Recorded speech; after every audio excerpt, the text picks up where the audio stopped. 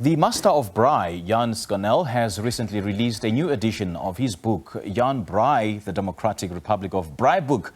In this offering, he features a selection of new recipes, a new organization of recipes, and a new cover to stand out on the shelves. The book has been described as an ideal gift for any South African who loves to cook for friends and family over a fire. Well, Braai joins us now this morning via Zoom to tell us more about this newly released offering. a very good morning. Thank you so much for joining us. Welcome. Good morning, Simpiwe, and thanks for having me. Thank you. Now, tell us more about this new edition of the book and what it entails. Well, we live in the greatest country in the world. It's, of course, the most democratic country in the world and the most beautiful country in the world.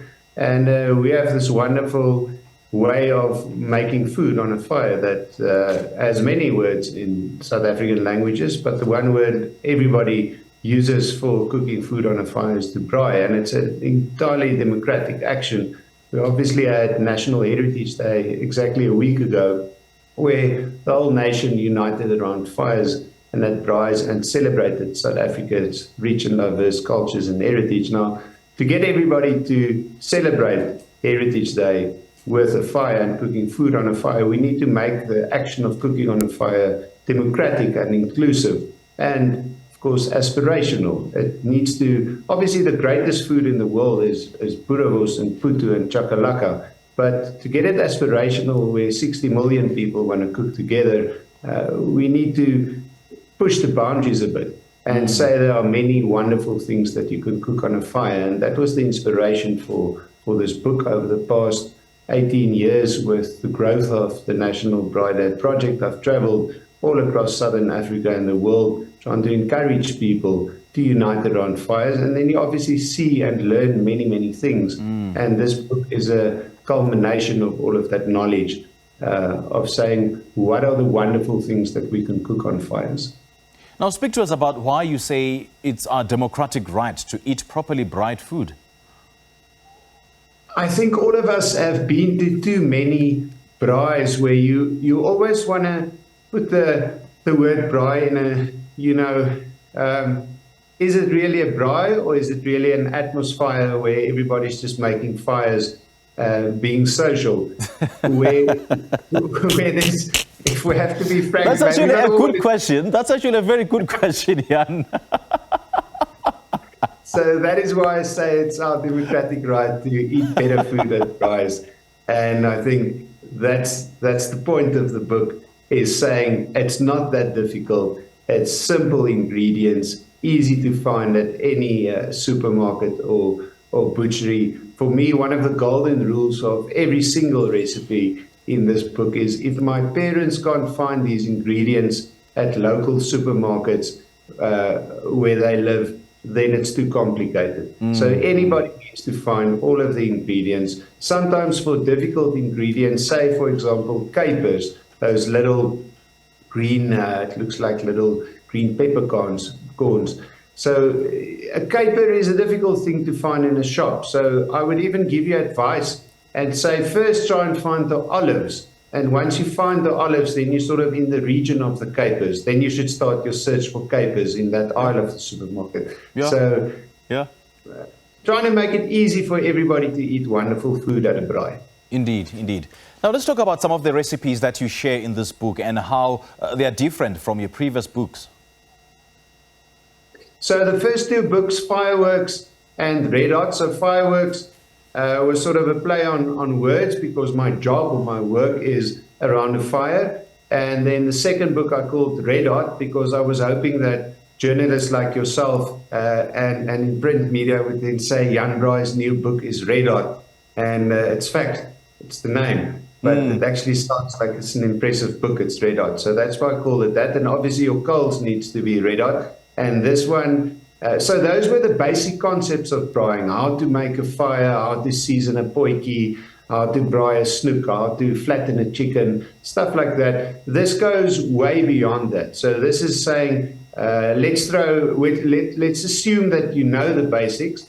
If you don't, there's obviously handy steps to follow, but let's go beyond that. So there's a chapter at the end of the book, of course, full of wonderful dessert recipes, how to make chocolate fondant in a potjie, how to make a malva pudding in a potjie. The type of stuff that I think most people consider to be way beyond their reach, but it's absolutely within any person's reach. And I think as impressive as the list of recipes throughout the book looks, there's obviously we don't discriminate. We eat all animals. So there's a beef chapter, there's a lamb, chicken, fish, pork, side dishes, vegetarian dishes, and of course the desserts. As impressive as it sounds, it's really simple recipes, and also the measurements. I don't go into too many complicated measurements. Also, not stuff. If I have to choose, I'd rather use less ingredients than more ingredients, because you want to make it attainable for anybody. And the main measure units that I use there is cups, so 250 milliliters, because a lot of ingredients that you buy comes in 250 milliliters. And then a shot glass, a tot glass, the one that they serve you little bits of alcohol in a bachelor's flat or in a pub or in a shebeen. So because those are the two measurement units that I think anybody has available at a braai. There's obviously wonderful, you can also see on the photos, there's a wonderful list of curries there. I personally love to make curry potjies because obviously when you're making curries, you can make fantastic tasty food from relatively affordable cuts of meat by simply simmering it in potjie with lots of spices. And then the recipe also, the book also contains all of the logical side dishes that you might serve with curries. I see you have sold over 150,000 books worldwide, from South Africa to the United Kingdom, the United States, the Netherlands, the Czech Republic. What does it mean to you? Well, it's obviously a privilege, but I think for me it all stems always back to the National Braai Day Initiative and the point of why are we doing all of this? Because we want to focus some positive attention on South Africa. And I want the world also to know that we have many great things going for us at the southern tip of Africa. One of those is that we are the world leaders of making food on a fire. In terms of all the global sales, it's obviously something you don't set out to do when you start this. I've got a great story in the Czech. I don't think in the US or the UK, we obviously do decent sales. In the Czech, not so much, but I've got it gets translated into the local languages, and there I'm known as Grelovani. All right, Jan. What do you attribute the success of Jan Braai books and the Jan Braai brand to? And how do you keep reinventing yourself and making sure that your followers, keep learning from you to better their braaiing skills?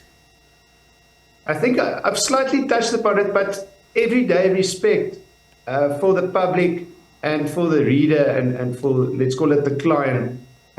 So always making it, putting yourself in the reader's shoes and not putting yourself in a pedestal above that. So not being condescending whatsoever, but saying what is realistic. So you can write the recipe to sound like you're very fancy and frankly poncy, but is this actually then a usable book? Is your intention that the book should sit on a coffee table and blow my ego, or is my intention that the book should be in your kitchen next to your braai fire, basically falling apart after a few years, because it's realistic that you can use it and it's realistic that you can actually successfully perform every recipe in the book. And that is my intention. In terms of reinvention, I don't think it's really reinvention. It's sort of snowballing or growing like a wildfire, because I'm still